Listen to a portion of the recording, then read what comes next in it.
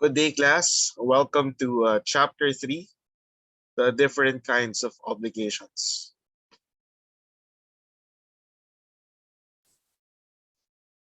So we have a primary classification of obligations. For this video, we shall be discussing pure and conditional obligations and obligations with a period.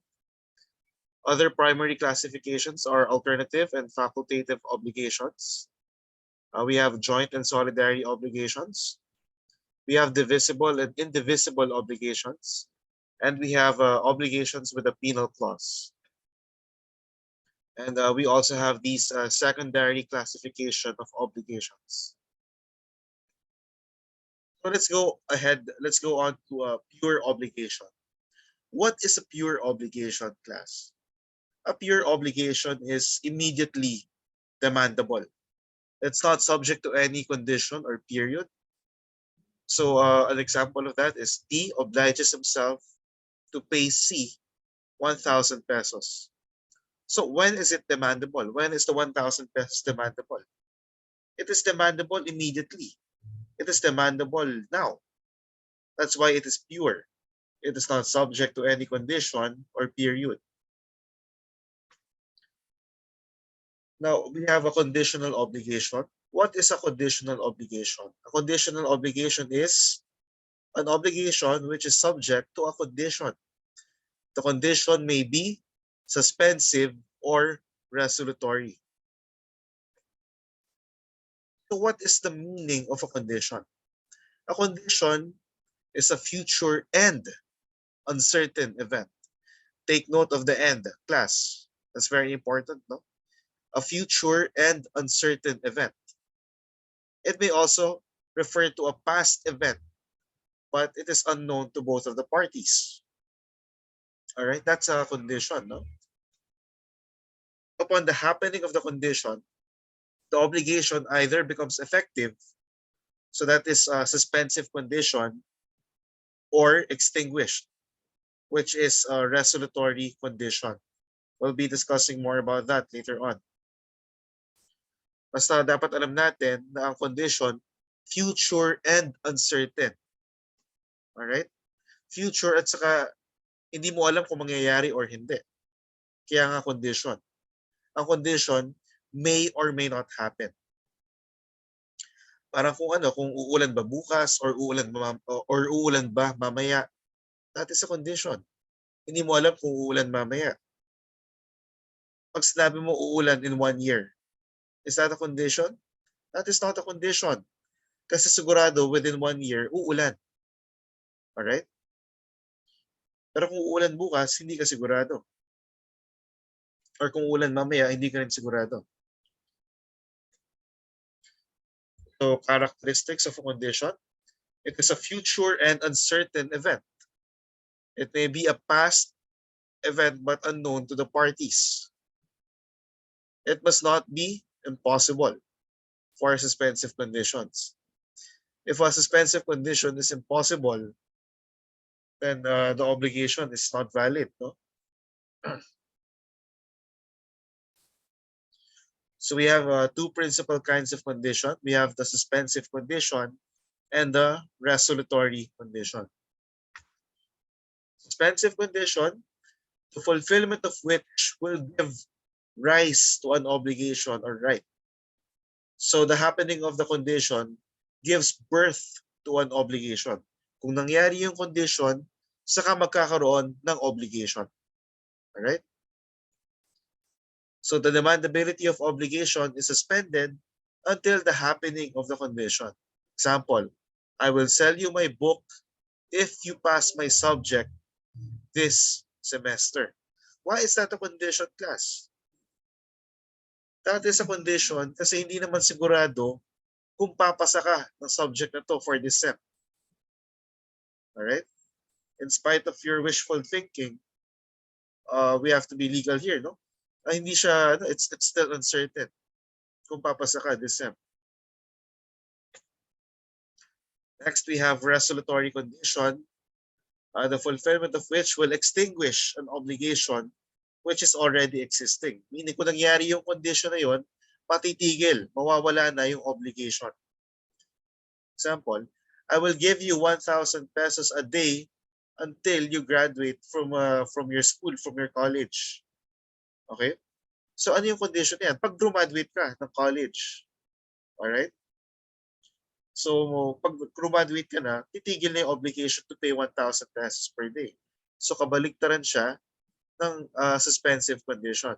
Sa suspensive condition, magkakaroon lang ng obligation pag nangyari yung condition, yung suspensive condition. Pag obligation subject to respiratory condition, meron ng obligation, mawawala yung obligation kapag nangyari yung condition, yung respiratory condition. Alright? So yun yung difference ng obligation with a suspensive condition and obligation with a respiratory condition. Obligation with a suspensive condition, the happening of the condition gives birth to an obligation. Ang obligation with a respiratory condition, the happening of the condition extinguishes the obligation. So I hope that's clear, class, no? Yun ang difference ng suspensive at saka respiratory.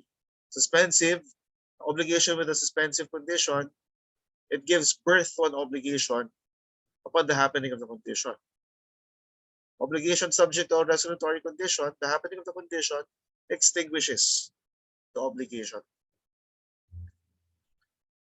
So when is the obligation demandable at once? Number one, when it is pure. We learned that the pure obligation is not subject to any period or condition. Number two, when it is subject to a resolutory condition. Number three, when it is subject to a resolutory period. Okay, we will discuss about period later on. Obligation with a period. An obligation with a period is an obligation subject to a period.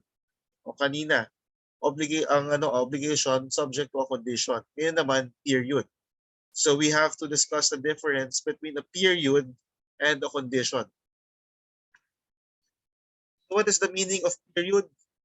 A future and certain event. All right, remember class, future and certain event. Okay? Ano yung difference sa condition?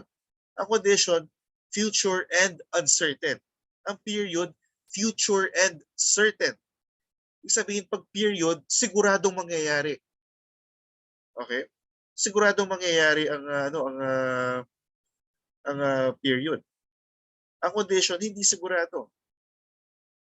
Okay? Ano example ng obligation subject to a period? O, parang ganito.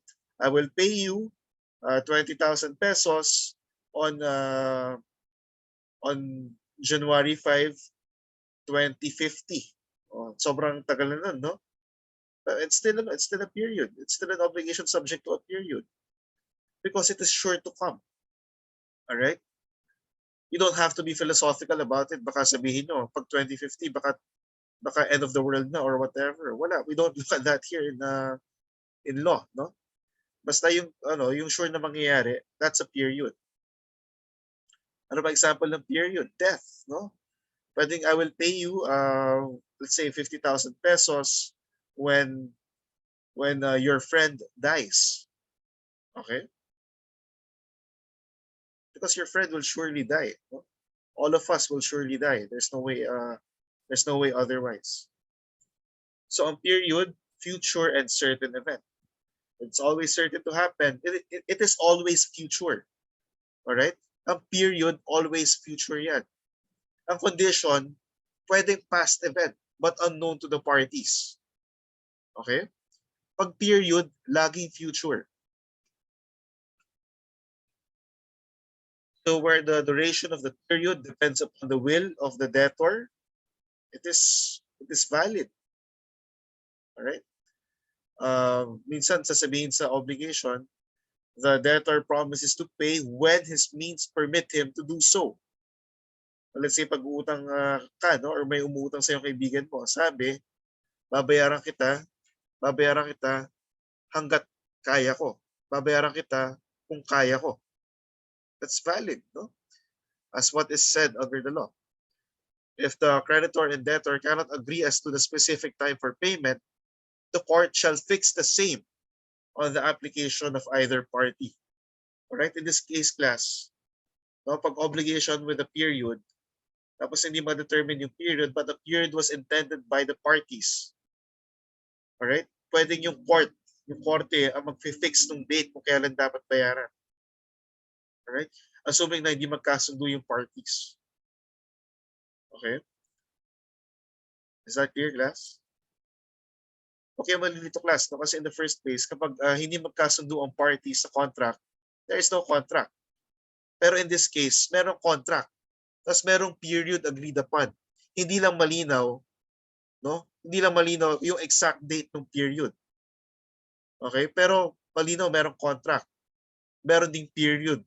Okay? Meron ding period yan. Hindi lang alam kung kailan yung exact date. That is still valid. That is still a valid contract. Okay? So, iba pang examples ito. When the debtor binds himself to pay little by little, as soon as possible, from time to time, at any time I have the money and partial payments, when I am in a position to pay. Those are all valid. All right? These are obligations subject to a period. Kapag hindi magka-agree ang parties kung kailan dapat mabayaran, pwedeng court yung mag-fix ng date for payment. Now let's talk about potestative condition. So we already discussed about a condition and a period and their difference. Now let's talk about potestative condition. It is a suspensive condition and it depends upon the sole will of one of the parties. Okay? So let's discuss the situation where a suspensive condition depends upon the sole will of the debtor. So class, dapat by now, alam niyo na kung sino ang debtor, kung sino ang creditor. Alright? So in case where the suspensive condition depends upon the sole will of the debtor, the conditional obligation is void. Ibig sabihin ng void, hindi pwede, bawal. It's not valid. Because its validity and compliance is left to the will of the debtor. Sino man debtor? Ang debtor, yung magbabayad. Diba? Siya yung kakasuhan. There is no burden on the debtor. No juridical tie is created. Ano example nito? I will pay you if I want. I will pay you after I receive a loan from a bank. I will pay you after I recover what X owes. I will pay you after I have harvested fish. I will pay you upon my sale of my house. I will pay you the price of the forest concession you sold me and upon my operation of the same. I will continue to lease your property for as long as I need and pay. Bakit hindi siya pwede, class? Alright? Bakit yung kanina, balikan natin yung kanina. Bakit ito pwede? Alright? Pag yung period depends upon the will of the debtor, pwede daw. Okay? Yung I will pay you when I have the means to do so. Sa Tagalog, babayaran kita kung kaya ko na. No? Kapag meron na akong pera. Valid daw yon, sabi ng batas. Pero dito, babayaran kita kung gusto ko. Pag ganun, hindi pwede yon. Alright? Hindi pwede yon. I will pay you if I want. Kasi naturally, ayaw mong bayaran yan. No? Or parang, parang hindi ka pwede kasuhan. Kasi I will pay you if I want. That is very unfair. Or I will pay you after I receive a loan from a bank. Kasi kung ganyan, magbabayad ka daw kapag, parang ako, let's say ako, umutang ako sa iyo. Tapos sasabi ko, babayaran kita kapag kinuha ko na yung utang ko sa bangko. So ang gagawin ko lang para hindi kita bayaran, hindi ko kukunin yung utang sa bangko. So never na kita babayaran. Ito pa, I will pay you after I recover what X owes. So ang gagawin ko para hindi kita bayaran, hindi ko kukunin yung pera no kay X. I will pay you after I have harvested fish. Para hindi kita bayaran, hindi ako mag-aani ng isda. Alright? I will pay you upon my sale of my house. Para hindi kita bayaran, hindi ko ibenta yung bahay ko. Okay? So in all of these examples, class, no? So nakasalalay lang kasi sa akin. Alright? Nakasalalay lang sa akin na hindi kita babayaran kasi ayaw ko. Pag ganun, hindi pwede yon. The obligation itself is void.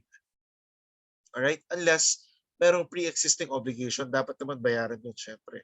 Pero kung walang pre-existing obligation, tapos subject sa ganitong klase condition, solely dependent upon the will of the debtor, condition solely dependent upon the will of the debtor, suspensive condition solely dependent upon the will of the debtor, hindi pwede yan. Kasi walang juridical tie. Itong kanina, no? Itong I will pay you little by little, meron kasing period eh. Pwedeng ayusin ng court yan. Pwedeng ayusin ng court kung kailan ka magbabayad kung wala kayong agreement. Pero in this case, hindi pwedeng ayusin ng court mo. Okay? Kasi parang you never intend to you never intended to bind yourself. Pero dito, meron kang intention to pay talaga. No? So, babayaran kita kapag may pera na ako. Yun, it's a question of fact, no? By the Supreme Court. Yun ang sabi na pwede yan.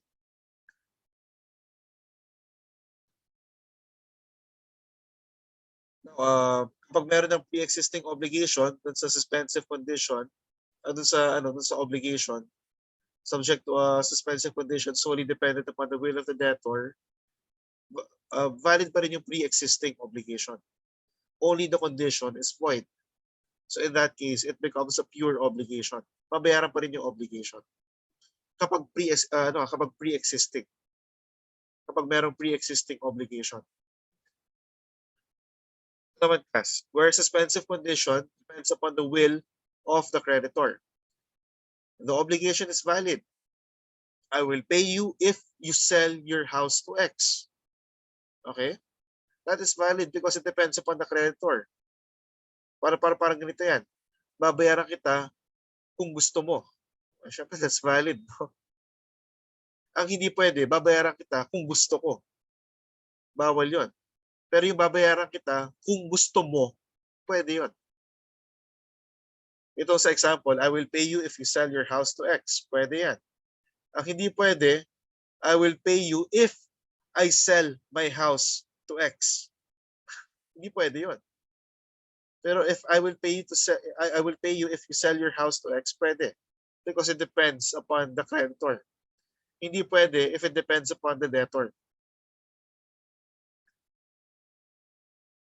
So where the resolutory condition depends upon the will of the debtor, the obligation is valid. Okay? Ang hindi pwede, where the suspensive condition depends upon the will of the debtor. Okay?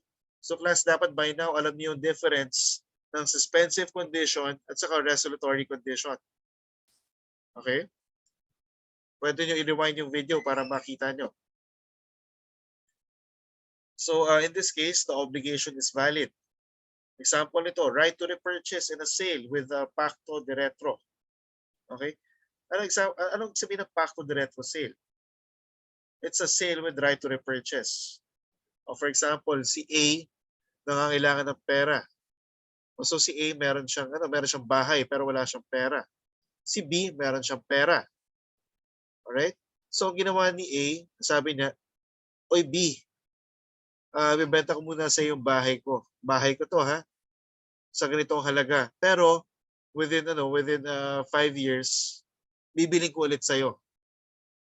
In that case, pwede ba yun? Class, pwede yun. That's called a sale with right to repurchase or pacto de retro sale.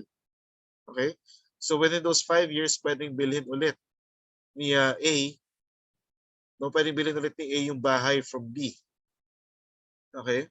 So bakit siya resolutory condition? Okay? Resolutory condition siya kasi yung obligation ni A to sell to B, parang yung pagbigay ng ownership kay B, it becomes extinguished. Alright? Upon the exercise of A to repurchase the property. The debtor is naturally interested in its fulfillment. What is a casual condition? If the suspensive condition depends upon chance or upon the will of a third person. In this case, class, it is valid. Okay? So, kapag yung suspensive condition nakadepende upon chance or let's say sa will ng third person, pwede. Ang hindi lang pwede kapag dependent upon the will of the debtor himself, yung suspensive condition. Yun lang ang hindi pwede. So example, where the building contractor obliges himself to repair the building caused by any earthquake that may occur within 10 years from completion of the building. So what is the suspensive condition here? The earthquake. Alright? So yung happening ng earthquake, hindi mo alam kung magkaka-earthquake. Alright? Hindi talaga napapredict ang earthquake class. Whereas binds himself to sell his land to B if he wins a case pending before the regional trial court. Alright? So in this case, it is valid. Okay? What is the condition here? The condition here is kapag nanalo dun sa kaso pending before the regional trial court. So let's talk about impossible conditions. So there are two kinds of impossible conditions. Number one, we have physically impossible conditions. It is when in their nature, they cannot exist or cannot be done. Example, I will pay you 10,000 pesos if it will not rain for 1 year in the Philippines. That is very absurd. It always rains in the Philippines. I will pay you 5,000 pesos when a crow turns white. Parang wala pang ganyang kaso, or I think meron na, but for all intents and purposes, parang wala pa. I will pay you 5,000 pesos if you go to Mars tomorrow. That's crazy, no? Nobody can go to Mars tomorrow. You cannot go to Mars tomorrow. So that's impossible. So in that case, the obligation is also void. All right? The legally impossible conditions, when they are contrary to law, morals, good customs, public order, or public policy. I will pay you 5,000 pesos if you kill X. That is murder class. It's murder or homicide, as the case may be. So isabihin kapag pinatay mo nga si X, pwede ba kasuhan yung nag-utos sa'yo? Oy, ginawa ko to, bayaran mo ako.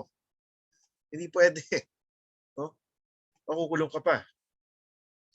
I will pay you 5,000 pesos if you will be the common law wife of X. It's also not valid because it's against morals. I will pay you 5,000 pesos if you slap your father. Hindi rin valid yan. It's against good customs. I will pay you 5,000 pesos if you publicly advocate the overthrow of the government. It's against public order. I will pay you 5,000 pesos if you do not testify at the hearing anymore. Hindi pwede yan. You cannot influence witnesses. Okay? Ang point dito, class, no? Kapag may mga gumawa nga ng mga bagay na yan, alright, you cannot enforce them in court. Okay, hindi mo pwede kasuhan yung tao, nabayaran ka. Alright? Because the obligations therein, the underlying obligations, are also void.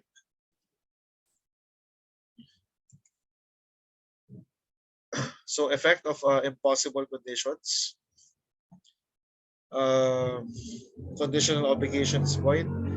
Impossible conditions annul the obligation which depends upon them. There is no intention to comply with the obligation. So class, na pati yung obligation, nawawalang visa or na-annul. I will pay you 10,000 pesos if you go to Mars today. That is impossible. There's no intention. There's no intention to pay. There's no intention to create an obligation.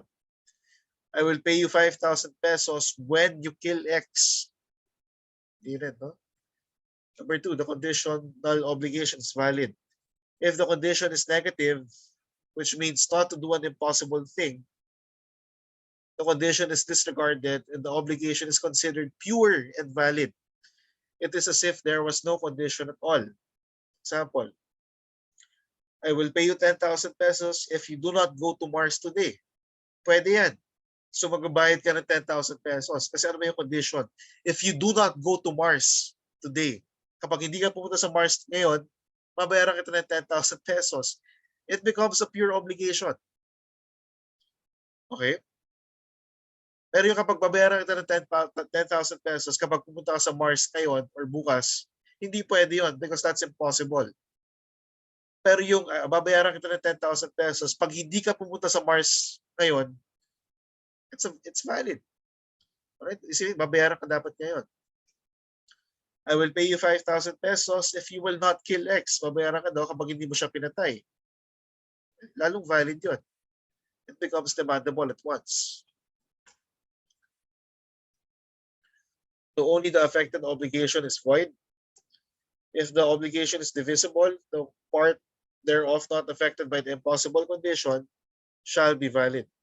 Example, I will give you 10,000 pesos if you sell my land and a car if you kill X. Only the condition and the underlying obligation to deliver a car is void. So, ibig sabihin, valid pa rin dito yung pagbigay ng 10,000 pesos if you sell my land.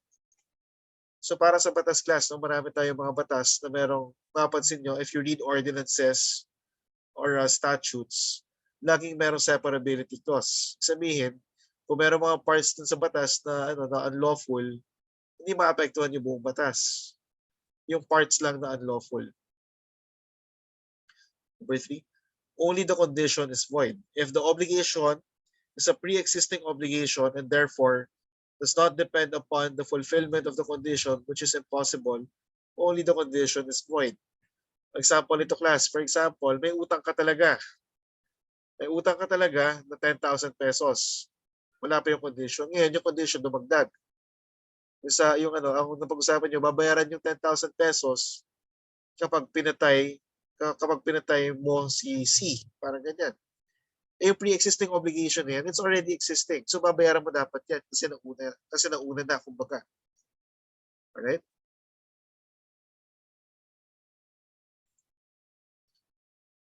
An obligation with a positive condition is extinguished as soon as the time expires without the event taking place. Example, X obliges himself to give B 10,000 pesos if B will marry C before B reaches the age of 23.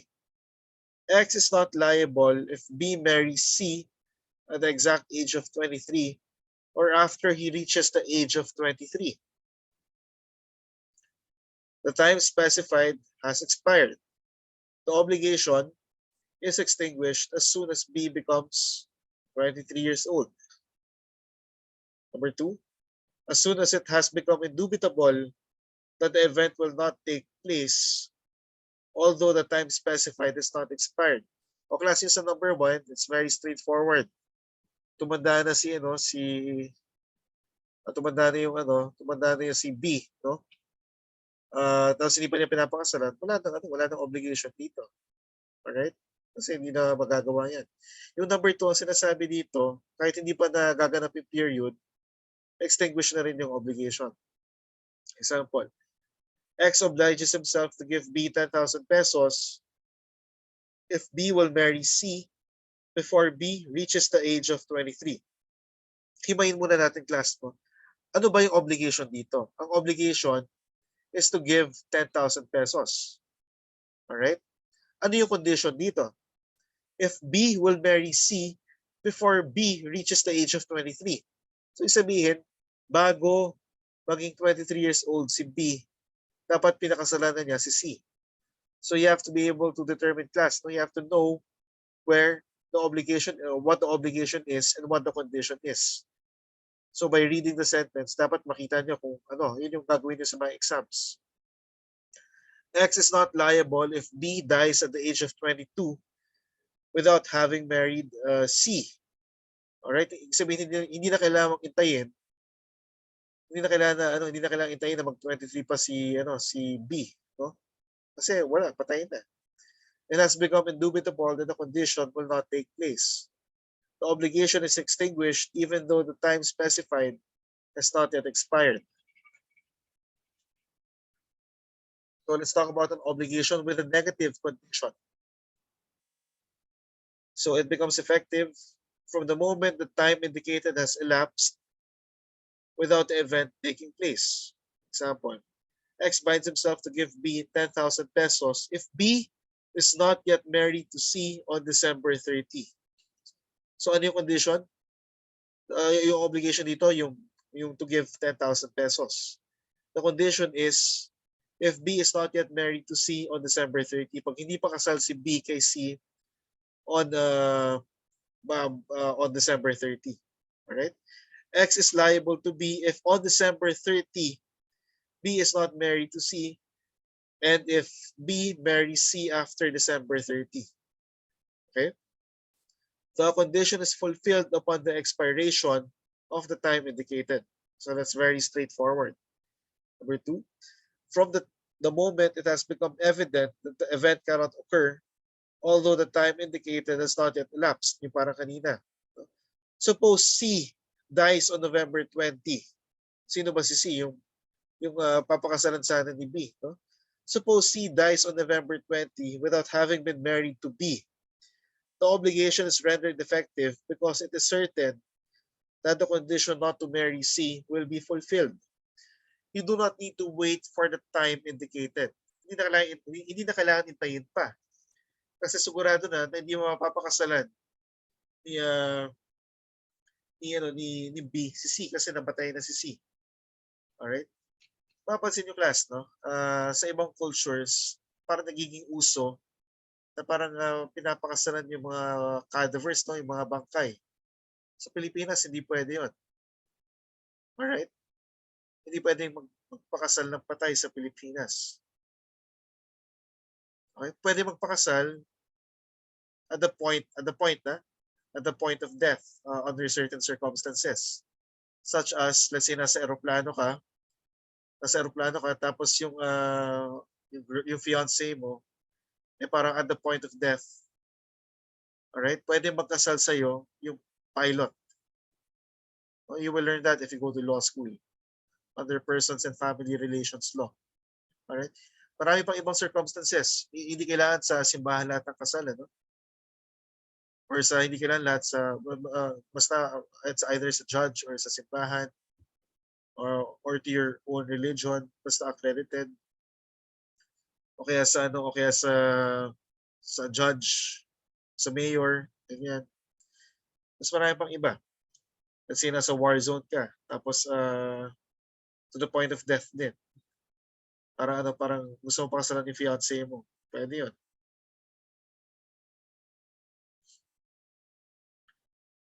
So ito class, no? Yeah. So constructive fulfillment of a suspensive condition.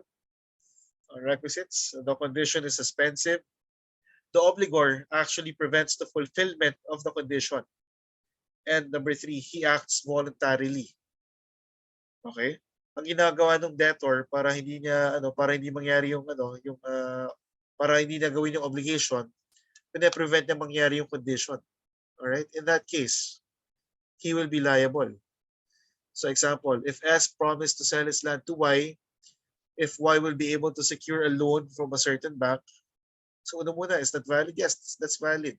All right? Kasi si Y yung creditor, si S yung debtor, di ba? So dapat hinimay natin, no? So if S promised to sell his land to Y, if Y will be able to secure a loan from a certain bank. So si S, debtor, si Y, yung creditor, kasi siya yung bebentahan ng lupa. Okay? Si S yung debtor kasi siya yung magbebenta ng lupa. Ano yung condition? Kapag yung creditor, si Y, kung makakakuha siya ng loan sa bangko. So class, dapat himayin natin. No? So please apply this to the other examples in your book, in this PowerPoint, etc. So tuloy natin. Then S induced the bank not to give Y a loan. So dahil dito sa debtor, parang gumawa siya ng paraan para hindi mangyari yung condition which will give rise to the obligation. So then S induced the bank not to give Y a loan. Siguro kinausap niya yung manager. No? Huwag ka magpautang sa taong yan. Alright? In this case, the condition is deemed fulfilled due to the interference of the obligor. So dahil nangilam si debtor, mababaliwala na yung condition na yan. So mangyayari, the obligation becomes pure and demandable. Therefore, Y can demand S to sell his land. Second example, If X agreed to give Y a commission if Y could sell excess land at a certain price. Himayin natin. Sino ang debtor dito? Si X. Sino ang creditor? Si Y. Bakit, class? Si X kasi yung bibigay ng commission. Si Y yung tatanggap ng commission. Ano yung condition dito? If the creditor could sell the debtor's land at a certain price. Is that a valid condition? Yes, it's a valid condition. Pero ang ginawa ni X then knowingly sold to the buyer directly to prevent payment of commission. Okay? So in that case, it was purposely prevented by the obligor. Therefore, he is liable. Okay? So babayaran niya yung commission. Okay? Constructive fulfillment of a respiratory condition. Example, X obliges himself to allow Y to occupy X's house in Manila as long as X is assigned in the province by his employer. Teka, himayin natin. So, sino yung debtor? Si X. Bakit? Kasi siya yung may obligation na patirahin na patirahin si Y. Okay? Si Y yung creditor. Okay? Kasi siya yung benefactor ng obligation, no? Si Y yung creditor. Tapos ano dito yung condition? As long as X is assigned in the province by his employer. Ang condition, why is this respiratory? Kasi the obligation is subsisting until the happening of the respiratory condition. Okay? Kasi pag nangyari yung condition, wala nang obligation, may extinguish yung obligation. Wala nang obligation si X na patirahin si Y sa bahay niya. Okay? Ang condition kasi is as long as X is assigned in the province by his employer. Pag doon siya naka-assign sa province ng employer niya. So in this case, Y then induces the employer not to transfer X from the province. In this case, the obligation of X is extinguished. Okay? Ang nangyari pala dito, class, no? Si Y yung nangialam. Si Y yung creditor, no? Si Y yung nagsabi na, teka, huwag niyo po i-transfer si X para continuously ako yung makinabang sa obligation na patirahin ako dito sa bahay ni X. So dahil nangialam yung isa sa mga parties, dahil nangialam si creditor, si Y, the obligation is already extinguished. Okay? So it's as if nangyari na yung respiratory condition. Basta meron nangialam sa condition, whether it be a suspensive condition or respiratory condition, it becomes constructively fulfilled. Ano yung sabihin ng constructively? Parang fulfilled na rin. Alright? It becomes constructively fulfilled. Retroactive effects of fulfillment of a suspensive condition and obligations to give. Once the obligation is fulfilled, its effects shall retroact to the day when the obligation was constituted. Example, on January 20, S agreed to sell his parcel of land to B for 50,000 pesos should B lose a case involving the recovery of another parcel of land. On April 10, S sold his land to C. B lost the case on December 4. As between B and C, B has a better right to the land, provided that the promise of S is annotated on the title of land. So yung sabihin, class, no? Merong una nangyari na sale subject to a suspensive condition. The suspensive condition is kapag natalo dun sa kaso. Nauna yun. Alright? So, in that case, class, no? In that case, yun dapat yung, kahit nabenta na ito sa iba, yun pa rin dapat ang masusunod. Ang masusunod pa rin yung una. Kasi nangyari na yung suspensive condition eh. But of course, that fact has to be annotated in the title. Dapat nasa titulo yan. Kasi kung wala yan sa titulo, tapos walang kaalam-alam, itong second na buyer, mas may karapatan siya doon. Number 2, in obligations to do or not to do, no fixed rule is provided with regard to retroactivity. Parts are given discretion. So let's talk about Article 1189 class. The obligation is a real obligation. The obligation is a specific or determinate thing. The obligation is subject to a suspensive condition. The condition is fulfilled. There is loss, deterioration, or improvement of the thing during the pendency of the condition. So ito nangyari class, no? Merong loss, deterioration, or improvement. Okay? Again, merong loss, deterioration, or improvement of the specific thing. So we will discuss this. Let's talk about the kinds of loss first. So we have physical loss. When a thing perishes, such as when a house is burned and reduced to ashes, that's physical loss. Nasunog yung bahay, nawala na. Legal loss. When a thing goes out of commerce, such as when it is expropriated, or when a thing becomes illegal, such as use of American dollars during World War II. We have civil loss.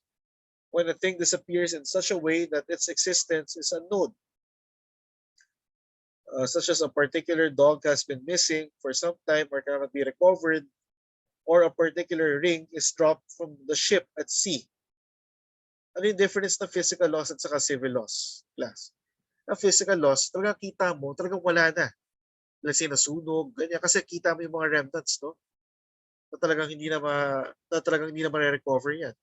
Itong civil loss naman, tingnan mo yung mga example. Nawawala. Or nawawala daw yung aso. Or nahulog yung singsing sa dagat. Bakit siya considered a civil loss? Because you can actually attempt to look for the dog, or you can attempt to reach the seabed, the seafloor, para makuha yung singsing. But for all intents and purposes, it's also considered lost. All right? Pag yung aso, talagang nakitang patay na, kasi kita mo with your own eyes na patay na yung aso, that is physical loss. Let's talk about the rules in case of loss, deterioration, or improvement of thing during the pendency of suspensive condition. Okay? So, ano example ng obligation with a suspensive condition? Or gawa tayong example. I will pay you 10,000 pesos if you pass oblicon this SEM. Okay? Hindi pa sigurado kung papasa ka ng oblicon this SEM. Sorry, no, so that's a bad example. Let's use a different example. I will give you this cell phone that I'm holding right now. I will give you the cell phone that I'm holding right now if you pass oblicon this semester. Okay? Now, loss of thing without the debtor's fault. For example, nasunog.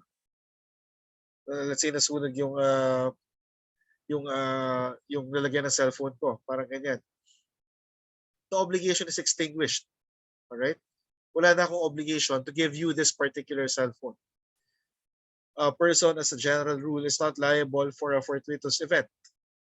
For example, X obliged himself to give Y his car worth 100,000 pesos if Y will sell X's property. The car was lost without the fault of X. Okay? So kahit nabenta na ni Y yung property ni X, walang obligation si X na ibigay yung kotse niya na worth 100,000 pesos. Assuming this is a specific thing. Huh? Okay? Bakit bad example kanina yung 10,000 pesos? And that's why I had to retract it, sorry. Because money is always generic. Pag yung example natin, I will pay you 10,000 pesos if you pass oblicon this SEM. Tapos let's say nasunugan ako. I am still liable. I am still liable to you because money is always generic. Again, generic things, they do not perish. Genus never perishes. Kahit anong mangyari sa akin, kahit sa damakmak na fortuitous events, tapos generic thing, yung obligation mo pa rin yan.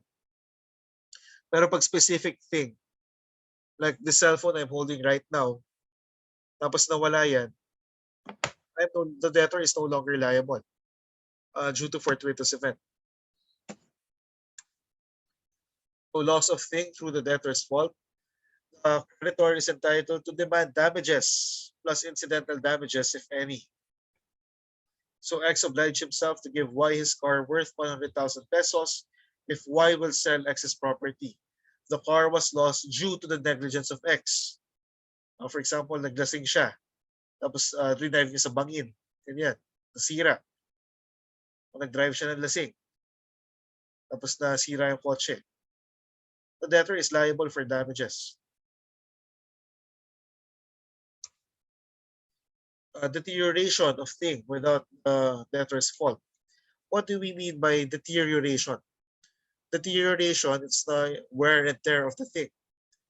Ibig sabihin niya, naluluma or parang nawawala ng value. Okay? A thing deteriorates when its value is reduced or impaired. Sa accountancy, you know what impairment means. The creditor will suffer the deterioration or impairment. Okay? So class, no, pag obligation subject to a suspensive condition during the pendency of the condition, hanggang di pa nangyayari yung condition, tapos meron ng wear and tear dun sa specific object, who will suffer the loss? The answer is, it is the creditor. Okay? Pag normal wear and tear, yung normal na deterioration, it's the creditor who will suffer the loss. It's the creditor who will suffer the deterioration or impairment. Same example with the car. If the car figured in an accident, as a result of which its windshield was broken, some of its paints were scratched away without the fault of X, Y will suffer the deterioration. What if through the debtor's fault naman, nagkaroon ng deterioration? So the creditor may choose between rescission. Rescission also means cancellation with the damages. Damages, hindi may paghingi ng pera. No? Or fulfillment of the obligation but with damages. So pwede pa rin tanggapin ng creditor yan, pero kailangan ng payment ng damages. Okay? So again, class, no, pwedeng deterioration or fulfillment. Pipili dito yung creditor. Okay? Same example with the car. If the car figured in an accident because of the negligence of X, as a result of which its windshield was broken and some of its paints were scratched away. Okay? So in this case, class, okay, magiging liable dito si debtor for damages. Tapos the creditor may either choose between rescission or fulfillment. Let's talk about improvement. Improvement of the thing by nature or by time. So kung merong deterioration, pwede rin magkaroon ng improvement. When the value is increased or enhanced by nature or by time, so pag ganito, the market value, let's say if the market value of the car increased, it shall inure to the benefit of the creditor. Okay? So in the same manner na yung deterioration, yung normal wear and tear, ang makikinabang dyan ay yung creditor. Kapag meron namang improvement, let's say tumaas yung value, it will inure to the benefit of the creditor also. Okay? Improvement of thing at the expense of the debtor. Now, this is very important, class.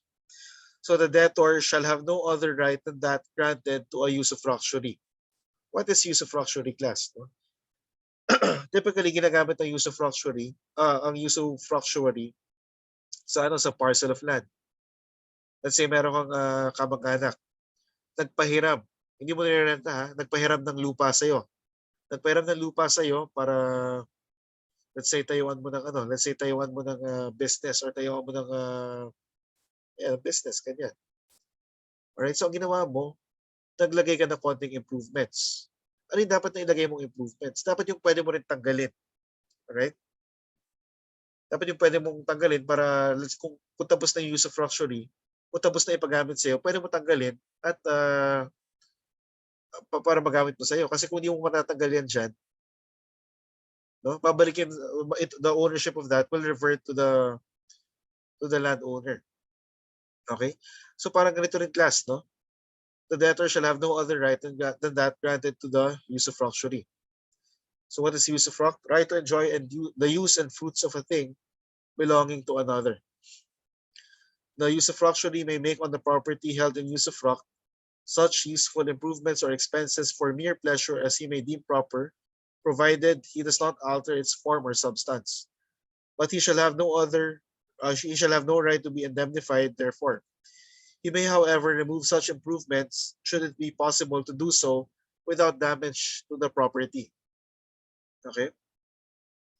Example, during the pendency of the condition, X had the car painted and its seat cover changed at his expense.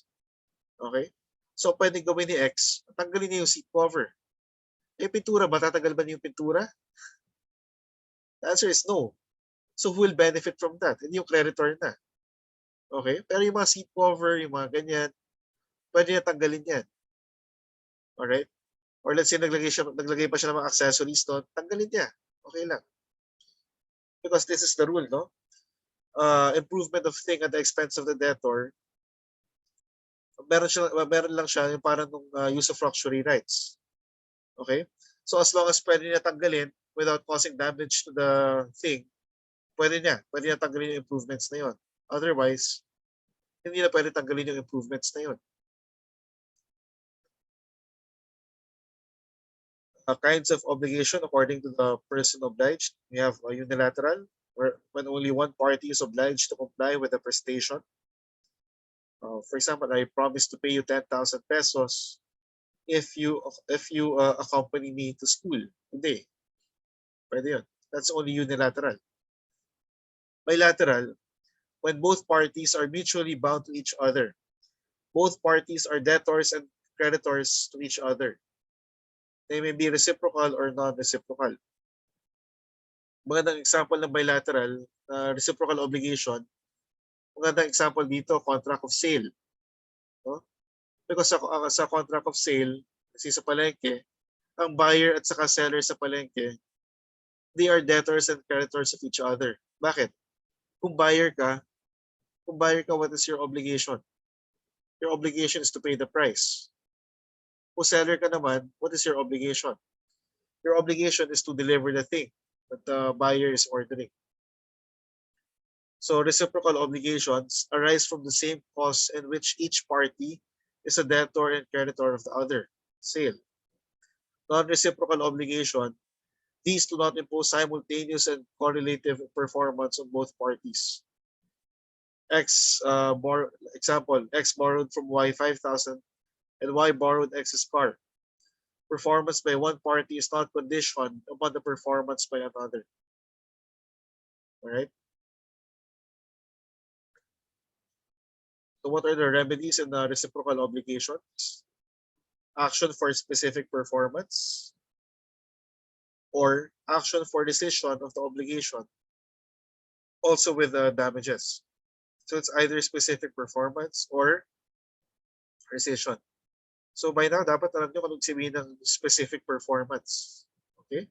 Specific performance, it also means fulfillment. Okay? You will sue the person para tuparin yung obligation niya. So this is different from subsidiary action for decision by reason of lesion or damage under Article 1381 and from cancellation of a contract by reason of defect in the consent. We will learn more about this in extinguishment of obligations at saka sa kinds of contracts. Article 1191 applies when there is non-compliance by one of the contracting parties. The remedies are alternative. I cannot avail both. So let's go now to an obligation with a period. So an obligation with a period is one whose effects or consequences are subjected in one way or another to the expiration or arrival of said period or term. What is the meaning of period or term? A future and certain event. Again, class, future and certain. Sigurado mangyayari. It is a day which must necessarily come. It may or may not be known when. Such as if it will rain, if I will pay you when it rains. It will surely come pero hindi mo alam kung kailan. So difference between period and condition. Period is a certain event. Sigurado a period. While a condition is an uncertain event. I will give you an example, class. I will, ang period, I will give you 5,000 pesos if this certain person, magbigay tayong pangalan. I will pay you 5,000 pesos if the person named Cordapio dies. No? I will pay you when he dies. That's a period because he will surely die. Pero pag ganito, condition. I will pay you 10,000 pesos if Cordapio will die tomorrow. That becomes a condition kasi hindi ka sigurado kung mamamatay bukas si Cordapio. Okay? A period refers only to the future, while a condition may refer also to a past event unknown to the parties. We discussed this earlier. A period fixes the time for the effectivity of the obligation, while a condition causes an obligation to arise. Okay? If suspensive period solely depends upon the will of the debtor, the court may fix the duration thereof. So class, notice the difference, no?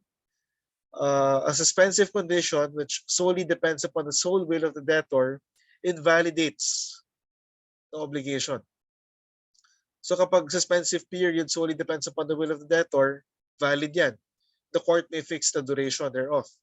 Pero pag suspensive condition which solely depends upon the sole will of the debtor, the obligation is void. The arrival of the period does not have any retroactive effect, while the happening of a condition has a retroactive effect. Ano yung sabihin ng retroactive, class? Sabihin ng retroactive, parang bumabalik. No? Parang ganun. So kinds of period or term according to effect. Number one, suspensive period. The obligation begins only from a day certain upon the arrival of the period. Respiratory period. The obligation is valid up to a day certain and terminates upon the arrival of the period. So parang suspensive condition din at saka respiratory condition. Okay? Although technically they are not the same, of course.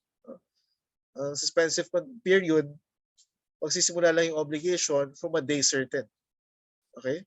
Pag suspensive condition kasi, only upon the happening of the condition, magkakaroon ng birth of the obligation.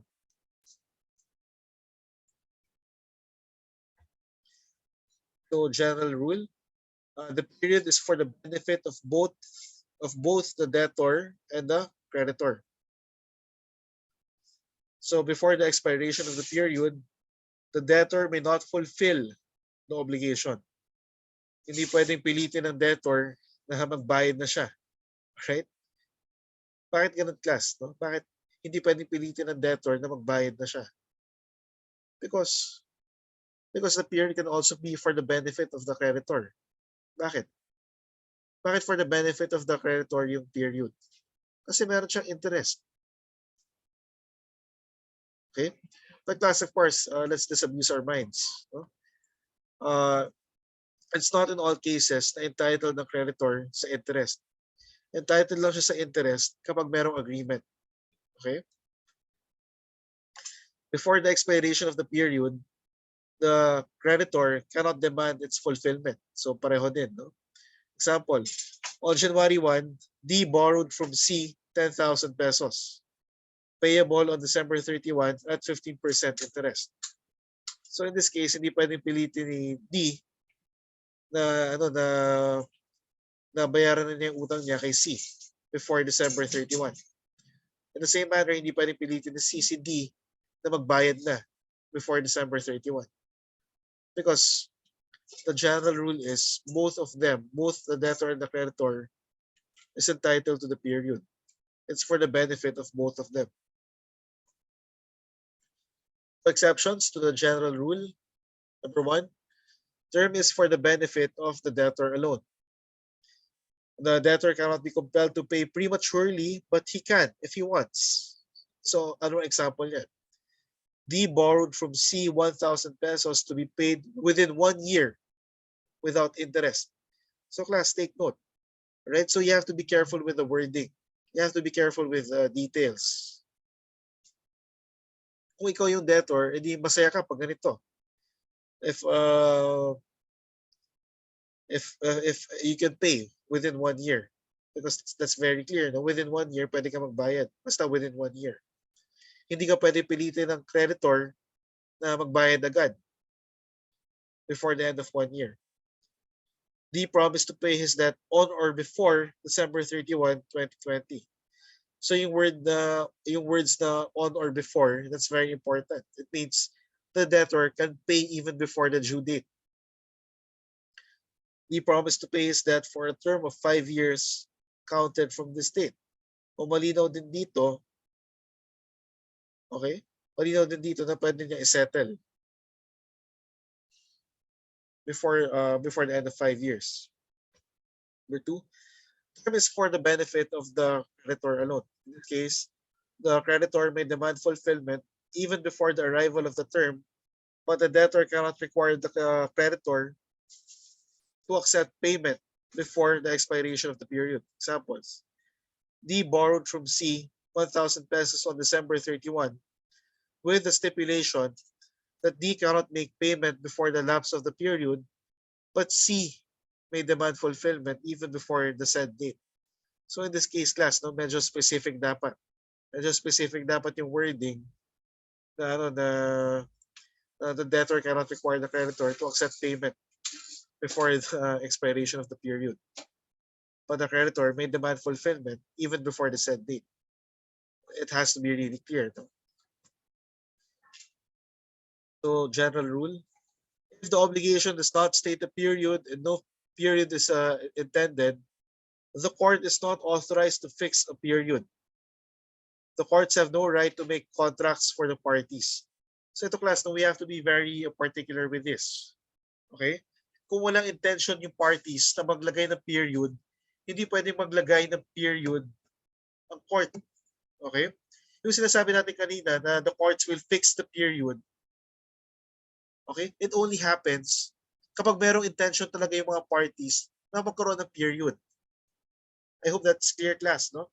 Pero kung wala talagang intention yung parties na may period, hindi pwede mag-fix ng period ng court. The court can only fix a period if it is clear that the parties intended that there be a period. Okay? It's because the contract is the law between the parties, and the contract's terms cannot be changed by the court.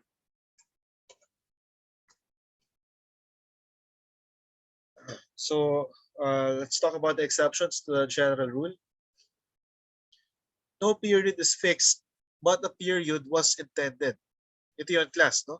So no period is fixed, but a period was intended. The obligation does not fix a period, but it can be inferred from its nature and circumstances that the period was intended. Examples: B agreed to construct the house of C. The parties failed to fix the period within which construction is to be made.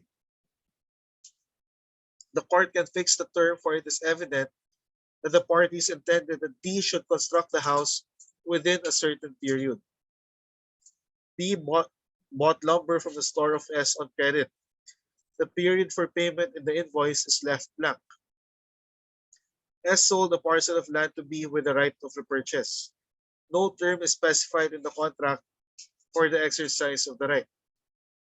So in these cases, class, no, it can be inferred from the nature of these contracts, of these circumstances, that a period was intended. Parang parang I will pay you from time to time. That's very vague. Hindi mo alam kung kailan yun. I will pay you when my means permit me to do so. Hindi rin malinaw yan kung kailan ka magkakapera, di ba? So in those cases, it's as if a period was intended. So the court can fix the period in that case.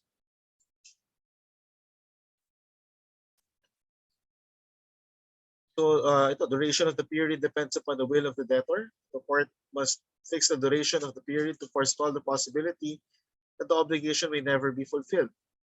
If there is a period agreed upon, it has already lapsed. The court cannot fix another period, right? So examples, I will pay you little by little. I will pay you when I have the means to do so.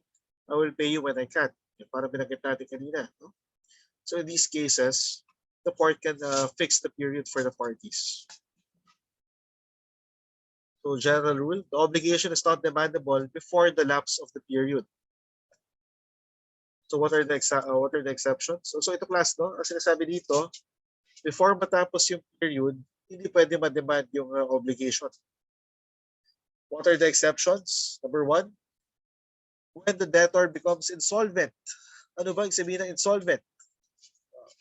Debtor's assets are less than liabilities. That's the definition of insolvency, right? Insolvency does not need to be judicially declared. Example, DOC 10,000 pesos due and payable on December. If D becomes insolvent on November, C can demand immediate payment from D even before maturity unless D gives sufficient guarantee or security. All right? So number one, when the debtor becomes insolvent. Number two, the debtor does not furnish guarantees or securities promised. For example, nag-promise yung debtor, ito kahit hindi siya insolvent, nag-promise yung debtor na ibibigay niya yung title niya sa property niya as security. Hindi naman niya binibigay. No? He promised to mortgage his house to secure the debt. If he fails to furnish the said security as promised, he shall lose his right to the period. Nag-promise ka, pero hindi mo ginana. Hindi mo sinunod. You should know that because of that promise, nagpautang sa iyo si creditor. Hindi ka naman nagbigay ng hindi mo naman binigay yung promise mo na security. But you will lose your right to the period. Your obligation will be demandable at once. Number three, when guarantees or securities given have been impaired or have disappeared. Example, if the debt is secured by a mortgage on the house of D, but the house was burned through his fault, the obligation also becomes demandable unless D gives a new security equally satisfactory. If impaired through a fortuitous event, it is required that the security must disappear in order for the obligation to become immediately demandable. So ito class nyo, mapansin nyo kahit through a fortuitous event, no? Tapos nasira yung security. Let's say, minortgage mo yung bahay mo, ay nasira yung bahay mo. Nasa class, no? Minortgage mo yung bahay mo, nasira na yung bahay mo, wala ka pa ng benefit ng period. Ganun talaga. Ganun ang batas natin. 4, when the debtor violates an undertaking. Example, if C agreed to the period in consideration of the promise of D to repair the piano, C and D fails to repair the piano, then the debtor will lose the right to the period. The obligation becomes demandable at once. Then, where the debtor attempts to abscond. What do you mean by abscond, class? Abscond means parang tumatakas. No? Before the due date of the obligation, D changed his address without informing C with the intention of escaping from his obligation. Nagpalit ng address na walang pasabi. So mere attempt to or intent to abscond is sufficient. Okay? So in this case, class, the debtor loses his right to the period. Okay? So take note of these exceptions. Okay, class, we will discuss about alternative obligations in the next video. Take care and God bless.